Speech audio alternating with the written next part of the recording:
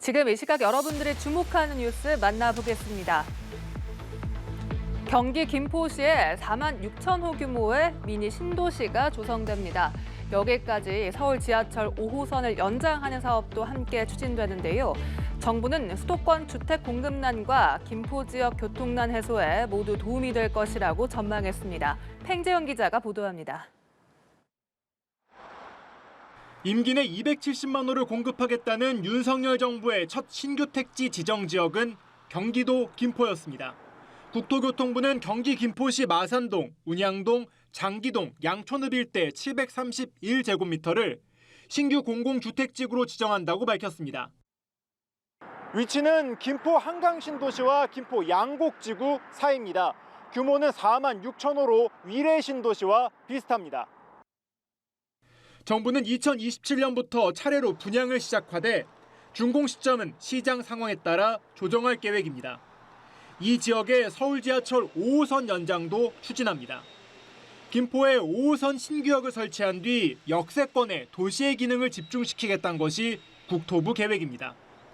연장된 5호선은 김포 골드라인과 GTX-D가 지나는 장기역과 연결하는데 김포 지역 주민들은 출퇴근 시간에 심각한 교통난이 해소될 것으로 기대하고 있습니다. 연장된 5호선의 세부 노선은 인천시와 경기도, 김포시 등 지자체들이 논의해 결정할 예정입니다.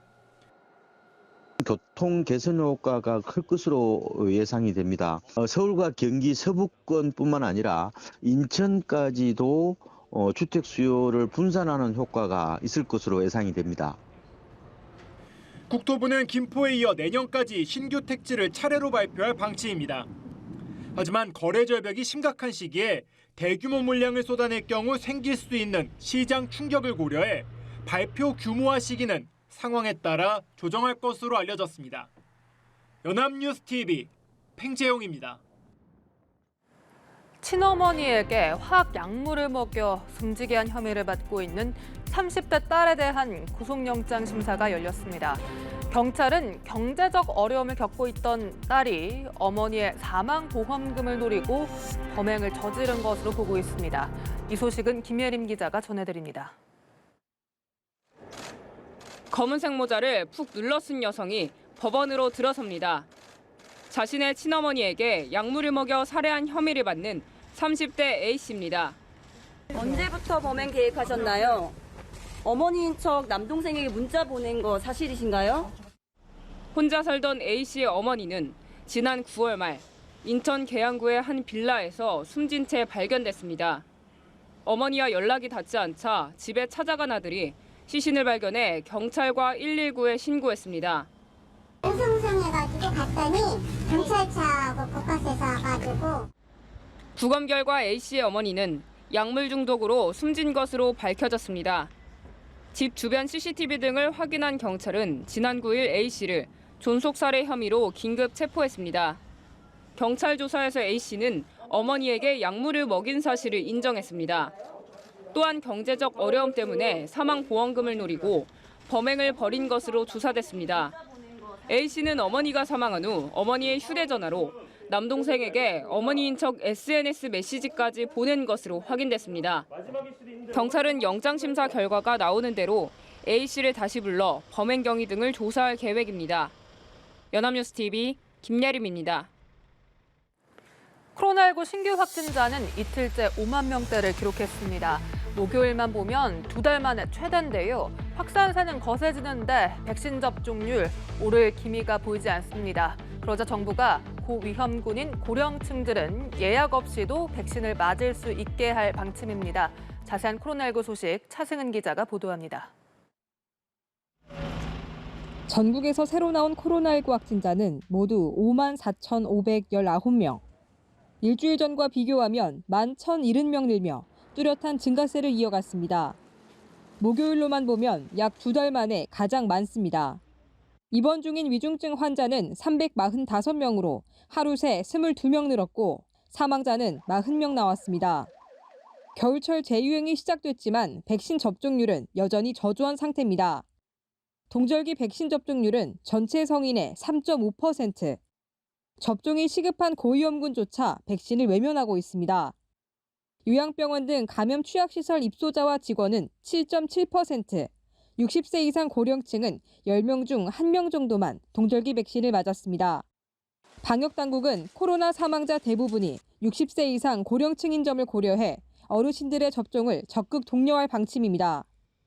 11월 첫째 주 통계를 보면 코로나19로 인한 사망자 95.1%가 60세 이상 어르신입니다. 그리고 사망자 4명 중 1분은 감염 취약시설에서 발생하고 있습니다. 예약하지 않아도 신분증만 소지하면 현장 접종이 가능하도록 하고 주민센터에는 고령자 대리 예약 창구를 설치해 어르신들이 빠르고 편리하게 접종을 마칠 수 있도록 돕기로 했습니다.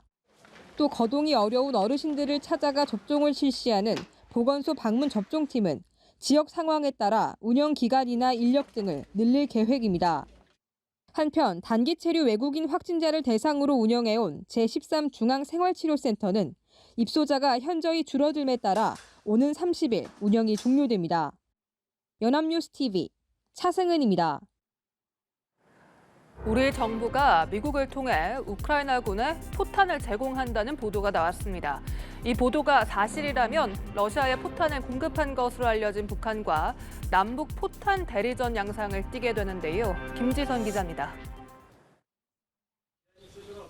한국이 러시아 침공에 맞서 싸우는 우크라이나군을 위해 미국을 통해 무기를 판매한다.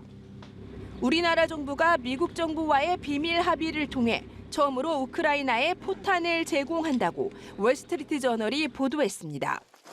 이 매체는 사안에 정통한 미국 관리들의 말을 인용해 미국이 한국으로부터 155mm 포탄 10만 발을 구매한 뒤 현지에 전달할 예정이라고 밝혔습니다.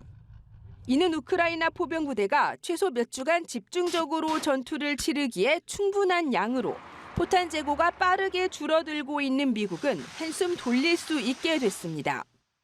이달 초 미국을 방문한 이종섭 국방부 장관은 로이드 오스틴 미국 국방장관과 만나 이 같은 계획에 원칙적으로 의견 일치를 봤다고 월스트리트 저널은 전했습니다. 한국으로선 살상용 무기를 지원하지 않는다는 공약을 지키는 동시에 핵심 동맹국인 미국을 돕는 의미가 있다는 설명입니다. 우크라이나에 대한 우리 정부의 도움은 그간 비무기 체계 군수 물자에만 한정돼 왔습니다. 이 같은 합의는 최근 북한이 중동과 아프리카를 통해 러시아에 포탄을 공급했다는 백악관 발표 이후 이루어진 것이어서 더욱 관심을 끕니다. 우크라이나와 러시아의 전쟁에서 남북한이 각각 간접 지원에 나선 모양새이기 때문입니다. 앞서 폴란드가 한국과 58억 달러 상당의 탱크 등 구매 계약을 체결한 것 역시 우크라이나의 무기 원조를 용이하게 한 조치로 분석됩니다. 앞서 푸틴 러시아 대통령은 지난달 한국이 우크라이나에 무기와 탄약을 보낸다면 한러 관계가 파탄날 것이라고 경고한 만큼 러시아 측이 어떤 반응을 보일지 주목됩니다. 연합뉴스 김지선입니다. 북한이 러시아에 겨울용 군복을 만들어 수출하고 있다는 의혹도 제기됐습니다. 이래저래 러시아의 불리한 전세가 이어지는 가운데 미국은 우크라이나에 대한 지원을 한층 강화하며 러시아를 압박했습니다. 정호윤 기자입니다. 북한이 러시아에 탄약 등 전쟁 물자를 제공한 데 이어 겨울용 군복까지 수출했다는 의혹이 불거졌습니다. 자유아시아 방송은 북한이 외화벌이를 위해 군복과 방화날을 만들고 있으며 우크라이나 전쟁에 배치된 러시아 군인들에게 지급될 예정이라고 보도했습니다. 미국은 구체적인 확인은 거부하면서도 러시아가 북한에 군사적 도움을 요청했다고 말해 가능성을 배제하진 않았습니다. 국제사회 숱한 제재를 받고 있는 북한에까지 손을 내미는 등 우크라이나 전쟁 판세는 러시아에 결코 유리하지 않은 상황입니다. 최근엔 우크라이나 점령지이자 전략적 요충지 헤르손시에서 철수하겠다고 발표했고 북대서양 조약기구 나토는 이를 두고 우크라이나에는 또 다른 승리라고 평가했습니다. 이런 상황에서 미국은 우크라이나에 4억 달러, 우리 돈으로 5,460억 원 규모의 추가 지원에 나서며 러시아를 압박했습니다. 중간 선거 이후 첫 군사 지원입니다. including important air defense contributions like missiles for Hawk air defense systems, as well as 4 U.S. Avenger air defense systems that come equipped with Stinger missiles. 이번엔 특히 어벤져 단거리 대공 미사일 시스템이 처음으로 지원되는데 우크라이나 주요 기간 시설에 대한 러시아의 무차별 공습을 방어하기 위한 목적으로 풀이됩니다. 연합뉴스TV 정호윤입니다.